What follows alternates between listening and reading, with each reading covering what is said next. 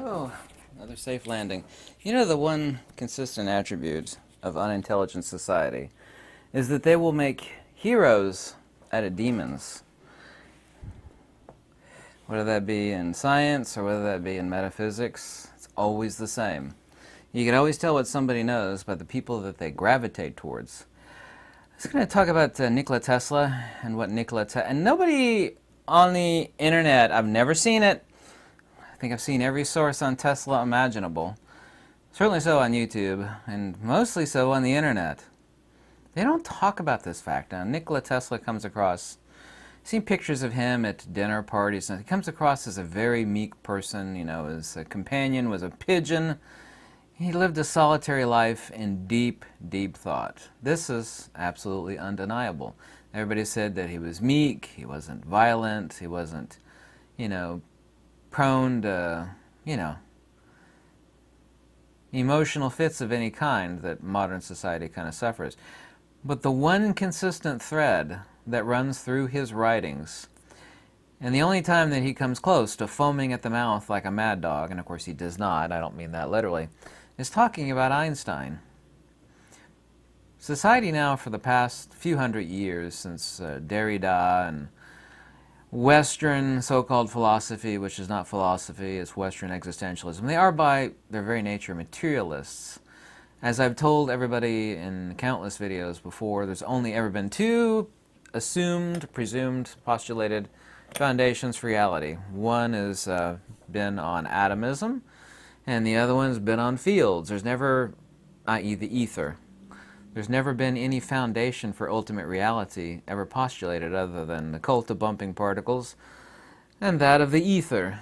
And of course, and by the way, if you ever want to know if someone's a scientist or not, if they can't tell you what a field is in really, really simple terms, then they're not a scientist. Excuse me, sir, it's not a trick question. I know you have a PhD of physics.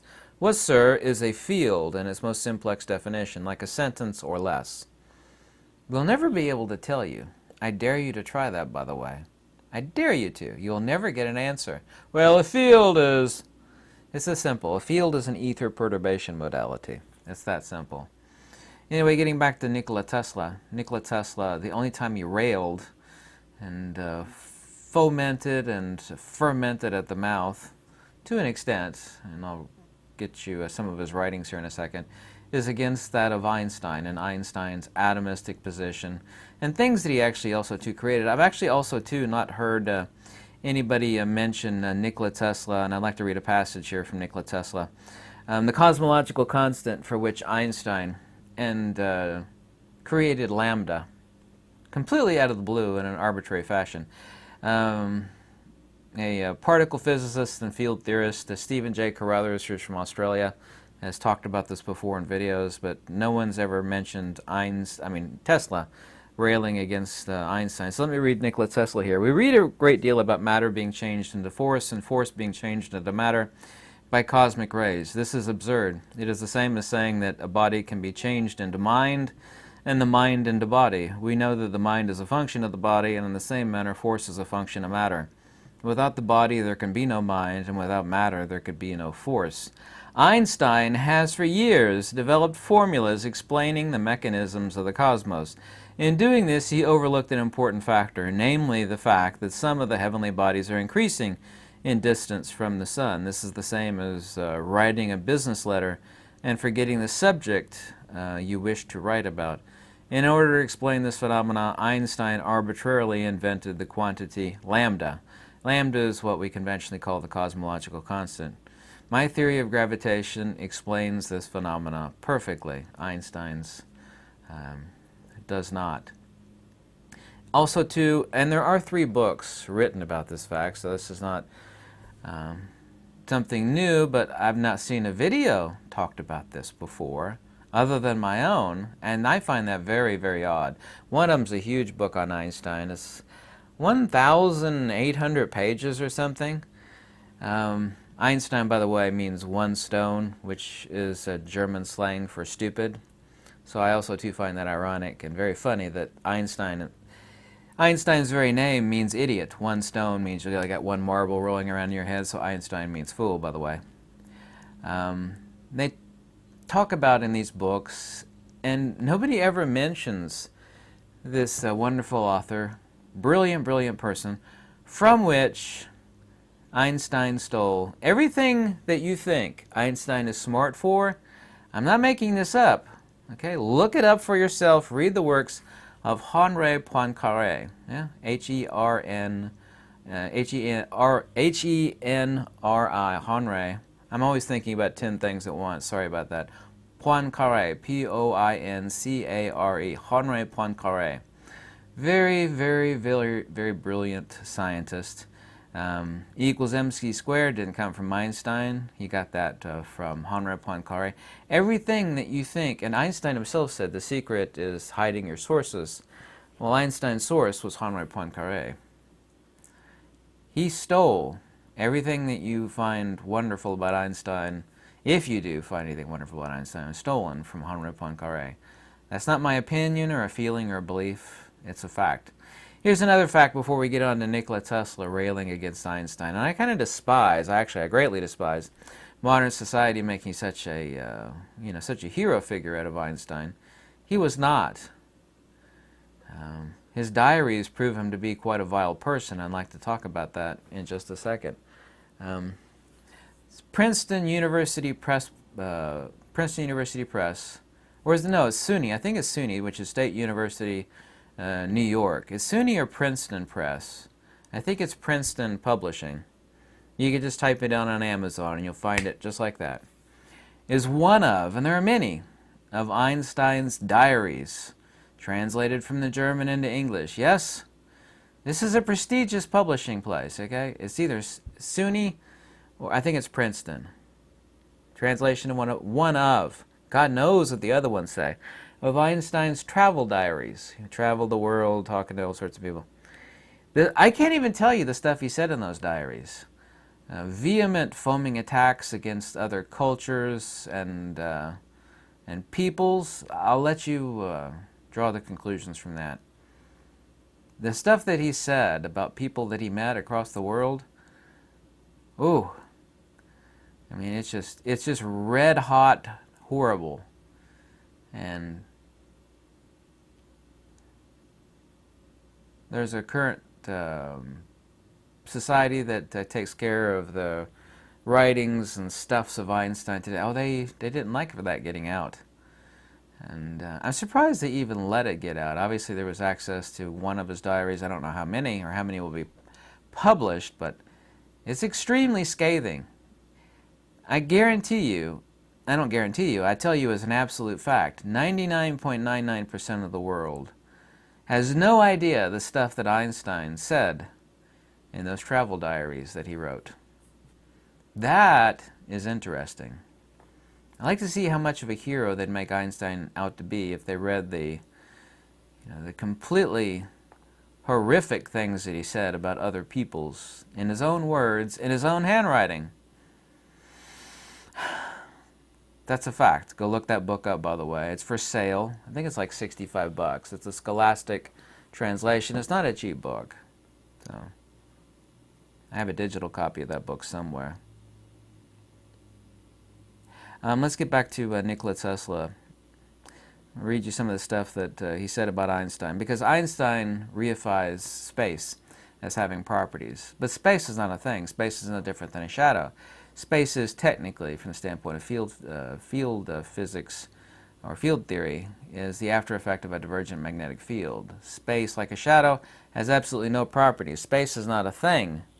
No, neither is a shadow. A shadow is an absence of light. Shadow has attributes. If you stand in a shadow, you'll feel cold, and a few other attributes. Space is the very same, but space is not a thing. It has no properties, nor is it a principle, but it does have some attributes.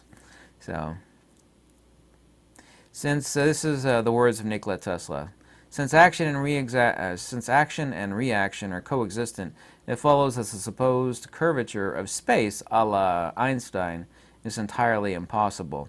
This is also Nikola Tesla. Einstein is a beggar dressed in the purple clothes and made king using dazzling mathematics that obscure the truth. The theory of relativity, says Nikola Tesla, is a mass of error and deception, and ideas violently opposed to the teachings of great men of science of the past and even to common sense. Here's a poem written by Nikola Tesla. I think he gave this at a dinner party. It's called Fragments of Olympian Gossip. Regardless about Einstein. This is a poem.